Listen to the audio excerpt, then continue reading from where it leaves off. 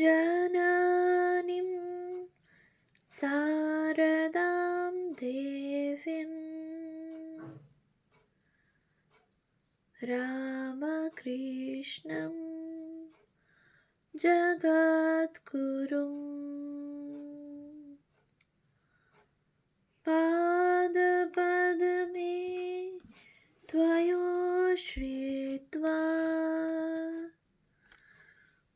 প্রণমামি মুহুর্মুহু। পূজনীয় স্বামী লোকেশ্বরানন্দজি মহারাজের সম্পাদনায় রচিত শতরূপে সারদা গ্রন্থ থেকে পাঠ। পৃষ্ঠা সংখ্যা 490। জীবন জিজ্ঞাসার উত্তরে মা সারদা। ভারতের সাধারণ মানুষ আজ অবশ্য জানে না কোন দার্শনিক ভিত্তির উপর বৈজ্ঞানিক সমাজতন্ত্রবাদ প্রতিষ্ঠিত, কিন্তু যেদিন তারা সেই বিষয়ে অবহিত হবে সেদিন নিঃসন্দেহে তারা কার্ল মার্ক্সের 1818 থেকে 1883 জড়বাদী দর্শনকে প্রত্যাখ্যান করবে, আর তখনই হবে খাঁটি ভারতীয় সমন্বয়ী সাম্যবাদের প্রতিষ্ঠা। মার্ক্সের দর্শনের মূল কথা হল চৈতন্য জড়ের ধর্ম। মার্ক্সের মতে এই চৈতন্যই মন। মন আর আত্মা একই বস্তু, এই ধারণা পাশ্চাত্য দার্শনিকদের ছিল 19 শতকের তৃতীয় পাদ পর্যন্ত।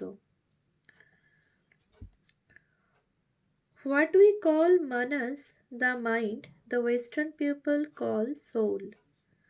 The West never had the idea of soul until they got it through Sanskrit philosophy some 20 years ago.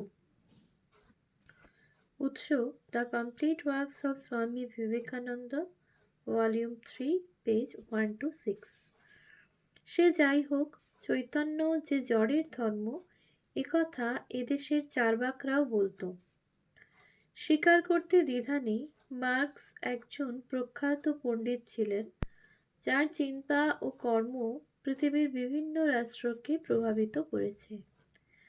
তিনি সারা জীবন অধ্যয়ন করেছিলেন, তবে তার 65 বছরের জীবনের শেষ 40 বছরই কাটে অর্থনীতির অধ্যয়নে ও চর্চায়। প্রথম জীবনে তার অধ্যয়নের মূল বিষয় ছিল দর্শন, এবং তিনি এই দার্শনিক সিদ্ধান্তে উপনীত হয়েছিলেন যে বস্তু জগতের বাইরে বা ভিতরে কোনো অলৌকিক বা ঐশ্বরিক সত্তা নেই। এও চার্বাকদেরই কথা। মার্ক্স নিশ্চয়ই পণ্ডিত ছিলেন, কিন্তু মনে রাখতে হবে এদেশের চার্বাকরাও পাণ্ডিত্যে বা প্রতিভায় কম ছিলেন না। অনেকেই হয়তো জানেন না যে হিন্দু দর্শনে চৈতন্য ও জড় পৃথক নয়। হিন্দু দর্শন মতে জড় চৈতন্য, কেবল সেখানে চৈতন্য আবৃত। চৈতন্য সর্বত্র বিরাজিত, কোথাও প্রকট, কোথাও অপ্রকট। বিশেষ অবস্থায় তার প্রকাশ, কিন্তু তার মানে নতুন সৃষ্টি নয়। যা অব্যক্ত ছিল অবস্থা ভেদে তা ব্যক্ত হয়। তার মানে এই নয় যে তার নতুন সৃষ্টি ঘটল।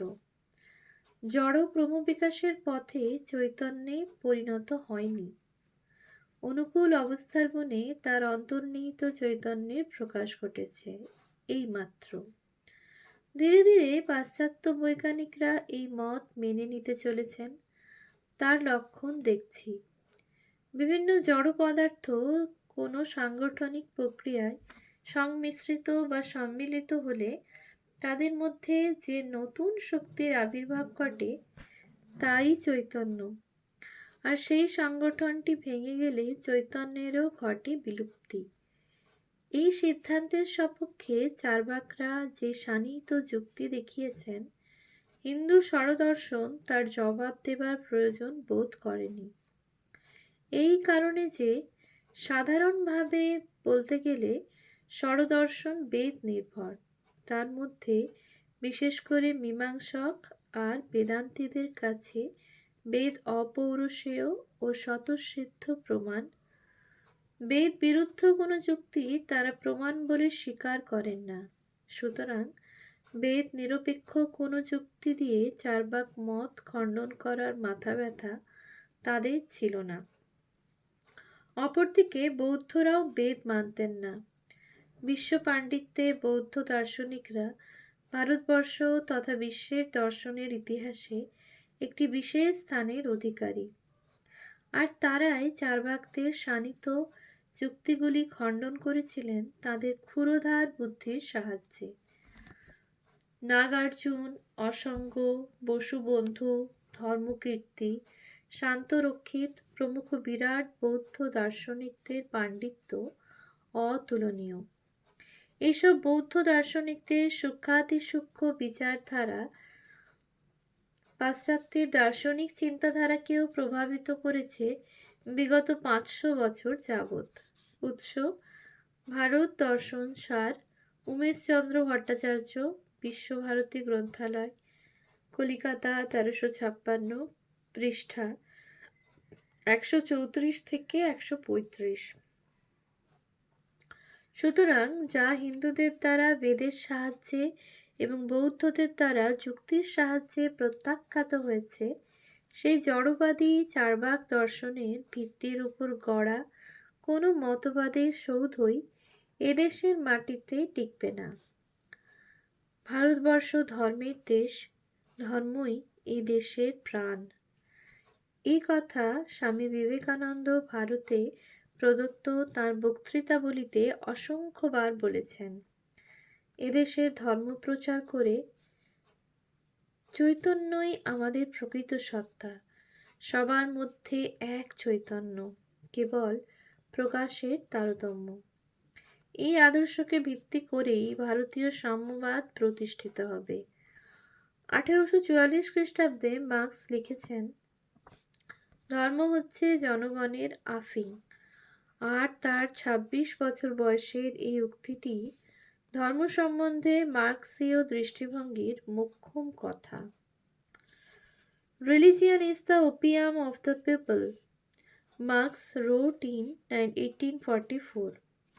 This saying has become the cornerstone of the whole Marxist outlook on religion. K. Marx and F. Engels on Religion, Foreign Languages, Publishing House, Moscow, 1957, page 9.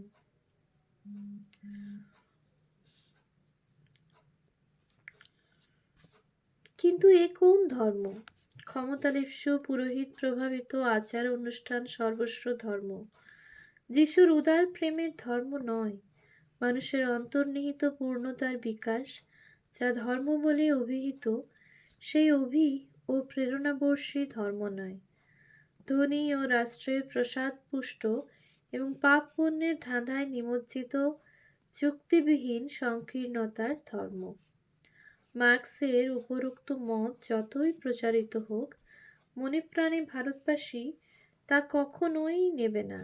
কেননা ধর্ম বিযুক্ত কোনো মত ভারতবর্ষে চলতে পারে না।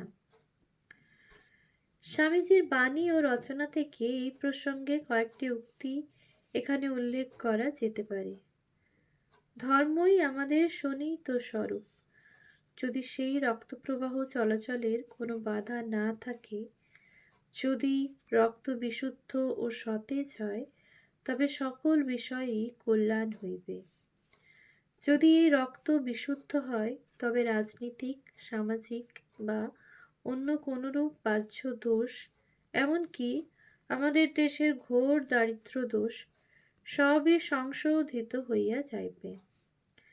আমাদের ধর্মই আমাদের তেজ, বীর্য, এমনকি জাতীয় জীবনের মূল ভিত্তি। বাণী ও রচনা, পঞ্চম খণ্ড, চতুর্থ সংস্করণ, 1383, পৃষ্ঠা 184 থেকে 85।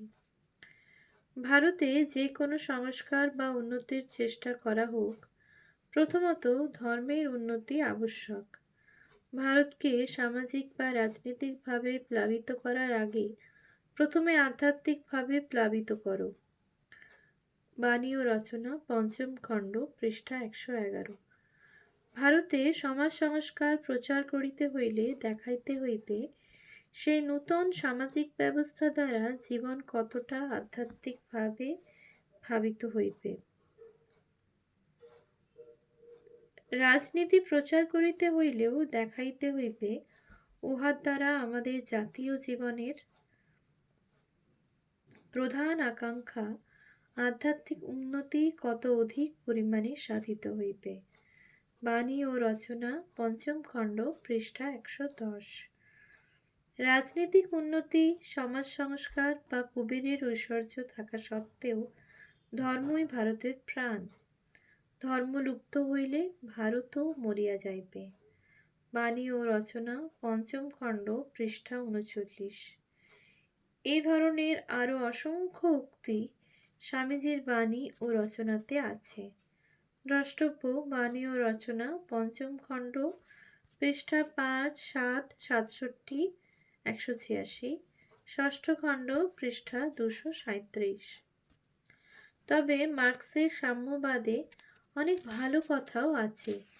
সেগুলি অবশ্য যে একেবারেই নতুন এমন কথা বলা চলে না। বুদ্ধ, চৈতন্য, কবির, নানক প্রমুখ ধর্মাত্মারা সাম্যবাদের সেই সব তত্ত্ব তাদের জীবন ও বাণীর মাধ্যমে প্রচার করে গেছেন এই ভারতের পুণ্যভূমিতে। এই যুগে শ্রী রামকৃষ্ণ, স্বামী বিবেকানন্দ ও শ্রীমা সারদা দেবীও তাই করেছেন। তবে বলাই বাহুল্য, এদের সমস্ত কর্মপ্রেরণার মূল উৎস অতীন্দ্রিয় অনুভূতি, যা মার্ক্সীয় মতবাদের নাগালের বাইরে। বৈজ্ঞানিক সমাজতন্ত্রবাদের একটা খুব ভালো কথা হলো, যার যা ক্ষমতা তদ অনুযায়ী কাজ নাও, যার যা অভাব তা মেটাও। কিন্তু মানুষের অভাবটা কি শুধু থাকা, খাওয়া, পড়া আর চিকিৎসার? মানুষটা কি শুধুই স্থূল দেহ, যা প্রত্যক্ষ ইন্দ্রিয় গ্রাহ্য নয়? এমন অভাবও অনেক আছে এবং তা মেটাতে হবে অপরা ও পরা বিদ্যার সাহায্যে। কিন্তু তা বলে স্থূল অভাবকে অস্বীকার করা চলে না। শ্রীমা সারদা দেবী কিভাবে অপরের স্থূল অভাবও মেটাতে এবং যার যা প্রয়োজন তাকে ঠিক তাই দিতে সর্বদা আগ্রহী ছিলেন, ভারতীয় সাম্যবাদের পরিপ্রেক্ষিতে সে প্রসঙ্গ এখানে উপস্থাপিত করছি। স্বামী শারদেশানন্দ তাঁর শ্রী শ্রী মায়ের স্মৃতিকথায় লিখেছেন, মা নিজে যে সকল বস্ত্রাদি ব্যবহার করিতেন তাহা সাধারণ মধ্যবিত্ত লোকেরই উপযোগী এবং যতদিন ব্যবহার করা চলিত তাহা ত্যাগ করিতেন না। এমনকি ব্যবহৃত বস্ত্রাদি সেলাই করিয়াও পরিতেন যতদিন চলিত। নূতন মূল্যবান বস্ত্রাদি অকাতরে বিলাইয়া দিতেন। উৎস শ্রী শ্রী মায়ের স্মৃতিকথা, স্বামী শারদেশানন্দ, উদ্বোধন কার্যালয়, কলিকাতা, 1389, পৃষ্ঠা 16। ভক্তেরা অনেক সরু পাড়ওয়ালা কাপড় দেন তাহাকে, অর্থাৎ শ্রী শ্রী মাকে। তাহার নিজের সামান্যই প্রয়োজন, সেই সব অকাতরে বিতরণ করেন ছেলে মেয়েদের। কাহারো কাহারো কাপড় শীঘ্র ছিঁড়িয়া যায়, মা তাহাকে বেশি কাপড় দেন। খাওয়া, জল খাওয়া সব ব্যাপারেই সর্বদা যে যেমন চায়, যার পেটে যেরূপ সয়, মা তাকে ঠিক সেই রকমই দেন। কি আশ্চর্য তীক্ষ্ণ দৃষ্টি ছিল মার, ভাবিয়া অবাক হই। জয়রামবাটিতে বিভিন্ন স্থানের ভক্ত সমাগত হইলে মা রাঁধুনি মাসিকে ঠিক বলিয়া দিবেন কে কি খাইবে, কত পরিমাণ, এমনকি রুটির সংখ্যা পর্যন্ত। তাই মায়ের বাড়িতে মায়ের কাছে খাইয়া সন্তানদের এত তৃপ্তি। ঠাকুরের কথায় মা ঠিক জানে কোন ছেলের পেটে কি সয়।